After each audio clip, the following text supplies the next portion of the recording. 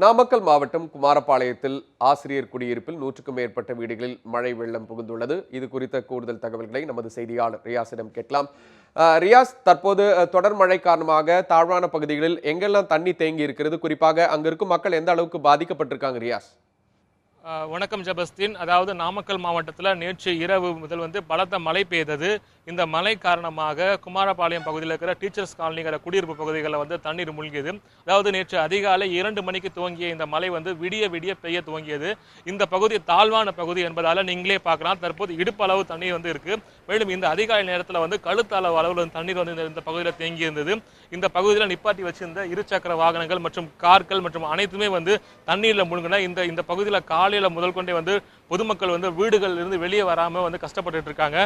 இதனை தொடர்ந்து தீயணைப்பு துறையினர் மீட்பு நடவடிக்கை பண்ணிட்டு இருந்தாலும் காலையில அதிகாரிகள் யாரும் இந்த பகுதியில் வராத காரணத்தால பொதுமக்கள் சாலை மறியலில் ஈடுபட்டாங்க. இதனைத் தொடர்ந்து சங்ககிரியிலிருந்து வந்த தீயணைப்பு வீரர்கள் இங்க இருக்கிற தண்ணியை மீட்கும் நடவடிக்கையில ஈடுபட்டாங்க.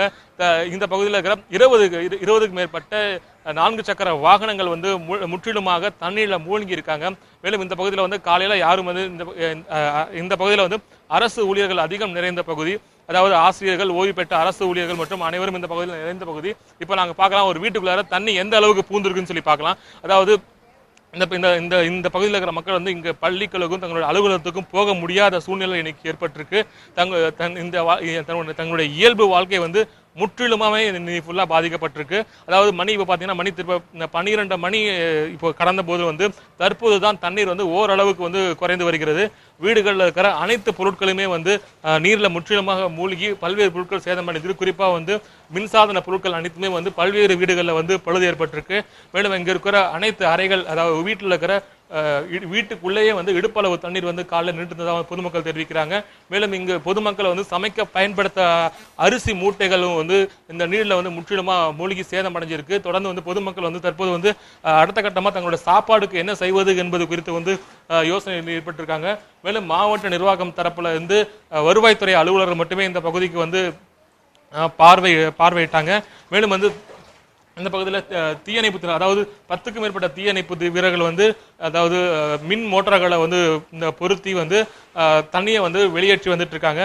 குறிப்பா பாத்தீங்கன்னாக்கா இந்த நாமக்கல் மாவட்டத்தில் நேற்று 79 மில்லிமீட்டர் மழை பதிவானது.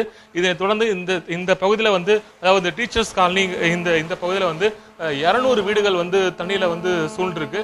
மேலும் இந்த பகுதியில் இது மட்டும் இல்லாம இந்த பகுதியில் தண்ணீர் வெளியேற்றுவதற்காக நெடுஞ்சாலை முழுவதுமே அடைக்கப்பட்டு அந்த வழியா தண்ணீர் வெளியேற்றப்பட்டு வருகிறது. இந்த பகுதி தாழ்வான பகுதி என்பதால இந்த பகுதியில் முழுவதும் தண்ணீர் சூழ்ந்து காட்சியளிக்கிறது. மேலும் இந்த பகுதி பஞ்சாயத்து நிர்வாகம் தரப்புல இன்னும் யாரும் இந்த பகுதியில் பார்வையிடல. மேலும் மாவட்ட ஆட்சித்தலைவர் இந்த பகுதியில் பார்வையிடணும்னு சொல்லி இந்த பொதுமக்கள் கோரிக்கை விடுக்கிறாங்க. மேலும் இது குறித்து பேசுவதற்காக இந்த பகுதி மக்கள், அதாவது இந்த வீட்டில் இருக்கிற குடியிருப்பு மக்கள் அனைவரும் தங்களுடைய மொட்டை மாடியில போயிட்டு தங்கி இருக்காங்க. மேலும் இது குறித்து பேசுவதற்காக இந்த பகுதி மக்கள் நம்ம பார்க்கலாம். ஆமா வணக்கம். இந்த காலைல எத்தனை மணிக்கு மழை பெஞ்சது? எதனால தண்ணி எவ்வளவு நிக்குது இந்த இடத்துல? தண்ணி 1:30 மணிக்கு எந்திரிச்சு பார்த்தாங்களாம்மா நைட்டு. அப்போ தண்ணி கொஞ்சமா இருந்தது. அதுக்கப்புறம் 2:30 மணிக்கெல்லாம் தண்ணி 1 மணி நேரத்திலே நிறைய வந்துருச்சுங்க. வீட்டு ஃபுல்லுமா வந்துருச்சு. வெளியே போறதுக்கு தண்ணி போறதுக்கு வழியே இல்லை. வருஷம் மழை வந்தாலும் இப்படியே தான் தண்ணி நிறைஞ்சிருக்குது. குடியிருக்கவே முடியறது இல்லை. அதுக்கு தண்ணி போறதுக்கு அவங்க வழி பண்ணி விடணும். இது வரைக்கும் அதிகாரிகள் இந்த பகுதியில் பார்த்தாங்களா? இந்த தண்ணி வெளியேற்றுவதற்கும் இங்க மழை பெய்யும் போது தண்ணி நிற்கும் சொல்றீங்க. இது வரைக்கும் அதிகாரி நடவடிக்கை எடுக்கிறதுக்கு என்ன காரணமா? நடவடிக்கை எடுக்கிறதுக்கோ பார்த்ததோ இன்னும் இல்லை, இன்னும் பார்க்கல. தண்ணி எடுத்து விடுறதுக்கு நடவடிக்கை இன்னும் எடுக்கல. அதனாலதான் சாலை மறியலே பண்ணங்காட்டி தான் இப்போ எல்லா அதிகாரிகளும் பார்த்துட்டு போயிருக்காங்க. சீக்கிரமே நாங்கள் தண்ணி போகிறதுக்கு வழி பண்ணுறோம், நாங்கள் ஏற்பாடு பண்ணுறோம் அப்படின்னு சொல்லியிருக்காங்க. சீக்கிரம் பண்ணி நாங்கள் தண்ணி போகிறதுக்கு உண்டான வழி, இனிமேல் மழை தண்ணி இப்படி நிற்காத மாதிரி பார்த்துக்கிறோன்னு சொல்லியிருக்காங்க. காலையில இருந்து இந்த பகுதியில் இந்த மழை தண்ணி புகுந்திருக்கு. இதனால உங்களோட இயல்பு வாழ்க்கை எந்த அளவு பாதிக்கப்பட்டிருக்குமா? ரொம்ப பாதிச்சிருக்குங்க. வெளியவே போக முடியல. எங்கள் பொண்ணு ஸ்கூலுக்கு காலேஜ் இன்னைக்கு எக்ஸாமு, எழுத போகிறதுக்கே முடியல, போயே ஆகணும். அப்புறம் பர்சல் கொண்டு வர சொல்லி அதில் ஏறவே முடியல. கம்பியில் கேட்டில் ஏறி குதிச்சு அப்புறம் போயிருக்கிறான். ரொம்ப சிரமப்பட்டு போய் எக்ஸாம் எழுத போயிருக்கிறான். எல்லாருக்குமே கஷ்டங்க. வெளியே வர்றதுக்கே முடியல. இடுப்புக்கு மேலே தண்ணி இருக்குது, எப்படிங்க வெளியே வர்றது? இவ்வளோ தண்ணி வந்து இன்னும் இந்த அளவுக்கு தண்ணி வந்ததே இல்லை. ஓரளவுக்கு வரும், எல்லாம் முன்னுக்கும் திரும்ப போயிடும்.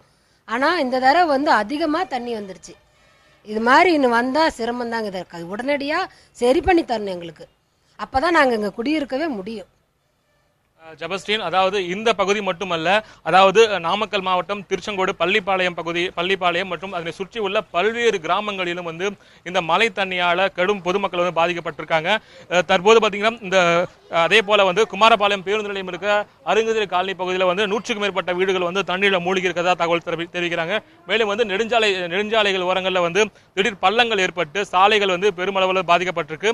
அதே போல பள்ளிப்பாளையம் அருகே இருக்கிற ஒரு ஓடை, அதாவது ஏரி வந்து உடைப்பு ஏற்பட்டு கிராமத்துக்குள் வந்து தண்ணீர் புகுந்தால வந்து அந்த பகுதியில் சுமார் 200க்கும் மேற்பட்ட குடும்பங்கள் வந்து பாதிக்கப்பட்டிருக்காங்க.